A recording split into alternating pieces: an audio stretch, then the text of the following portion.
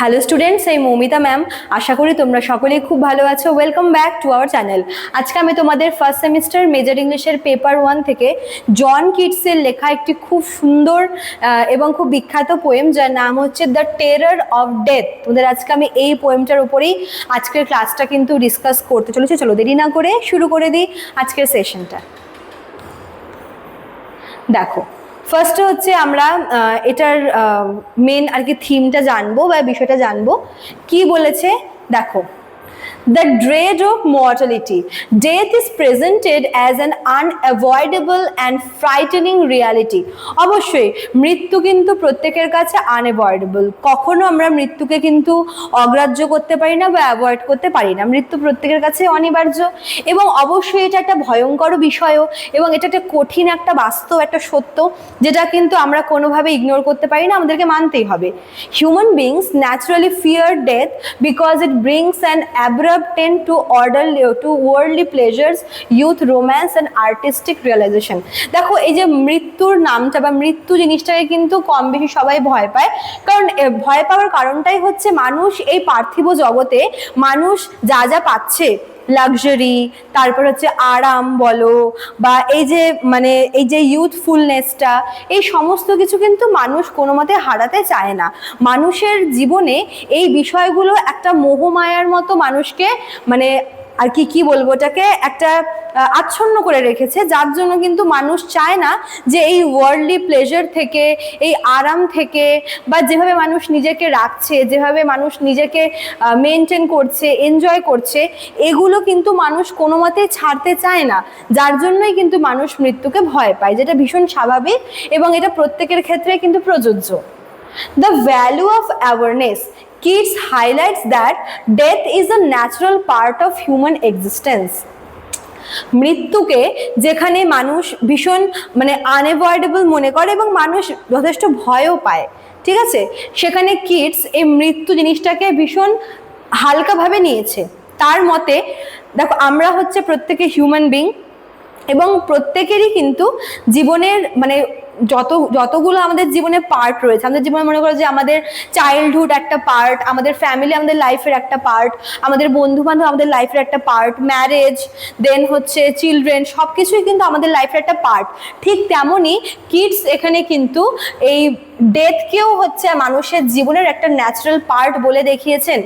The acute awareness of mortality does not merely terrify, it makes life beauty and love immeasurably more precious. এখানে kids মানুষকে এটাই আর কি message দিতে চাচ্ছে, যেহেতু মানুষের জীবনে মৃত্যু হচ্ছে অনিবার্য এবং মানুষের যেহেতু জীবনের কোনো ভরসা নেই, কাজেই এখন আমরা যেই স্টেজে আছি, বর্তমানে আমরা যেই পজিশনে আছি বা যেখানে আছি, সেখানে দাঁড়িয়ে আমাদের উচিত যে নিজের জীবনটাকে উপভোগ করে নেওয়া, ঠিক আছে, কাছের মানুষদের সাথে সময় কাটানো, কাছের মানুষদেরকে আরো বেশি করে ভালোবাসা, নিজেকে আরো বেশি করে ভালোবাসা, আরো বেশি করে সময় দেওয়া। এখানে কিডস জানিয়েছে যে মৃত্যুকে প্রত্যেক মানুষই ভয় পায়, কারণ মৃত্যু মানে হচ্ছে আমাদের পৃথিবীতে আমাদের যে মানে দৈহিক যে দেহটা, আমাদের যে দেহ বা আমাদের ফিজিক্যালি হচ্ছে আমাদেরকে পৃথিবী ত্যাগ করে চলে যেতে হয়, এবং আমাদের মধ্যে যে ব্যাপারটা কাজ করে সেটা হচ্ছে আমরা আমাদের আত্মীয় স্বজন, পরিবার, কাছের মানুষ, বন্ধু বান্ধব, সর্বোপরি যা যা আমরা পেয়েছি এই জীবনে, এই সব কিছু কিন্তু আমরা ছাড়তে রাজি না, এবং মৃত্যু হলে সব কিছুর মায়া ত্যাগ করে আমাদের চলে যেতে হয়, যার জন্য আমাদের মধ্যে কিন্তু মৃত্যুর ভয়টা সবসময় কিন্তু কাজ করে। এখানে কিডস এই মৃত্যু ব্যাপারটাকে ভীষণ ন্যাচারালি নিতে বলেছেন। তিনি বলেছেন যে আর 5টা জিনিসের মতো মৃত্যুও কিন্তু মানুষের জীবনের একটা চরম সত্য এবং এটা আনঅ্যাভয়েডেবল, প্লাস এটা একটা ন্যাচারাল পার্ট, ঠিক আছে। কাজে মৃত্যুকে যদি আমরা মেনে নিই যে একটা সময় গিয়ে আমাদের মৃত্যু হবেই, তাহলে কিন্তু আমরা মানে অনেকটা বেশি হালকা ফিল করব। মানুষ মৃত্যুকে মানতে পারে না বলেই ভয় পায়, মৃত্যু কোনো ভয়ের বিষয় না। এখানে কিডস এটাও বলেছে যে যদি আমরা মানে আমাদের মধ্যে এই অ্যাওয়ারনেস থাকা দরকার যে যেহেতু মৃত্যুটা হবেই, এটা কেউ আটকাতে পারবে না। কাজে আমাদের যেটা উচিত সেটা হচ্ছে বর্তমানে আমরা যেখানে আছি, যাদের সাথে আছি, যাদেরকে নিয়ে আছি, তাদের সাথে আরো বেশি করে সময় কাটানো, নিজেকে আরো বেশি ভালো রাখা, আনন্দে রাখা, খুশিতে রাখা, এবং নিজেকে এবং নিজের আশেপাশের মানুষদেরকে আরো বেশি করে ভালোবাসা। ঠিক আছে? তো এটাই ছিল হচ্ছে মেন এই পোয়েমটার বিষয়বস্তু। দেখো থিমগুলো কি কি? Fear and mystery of death, মৃত্যুর ভয় এবং মৃত্যুকে নিয়ে যে মানুষের মনে একটা ভয় কাজ করে সেটার ব্যাপারে এখানে বলা হয়েছে। শর্টনেস অফ লাইফ, মানুষের জীবন যে কতটা মানে স্থায়িত্ব কম সে ব্যাপারে ওখানে বলা রয়েছে।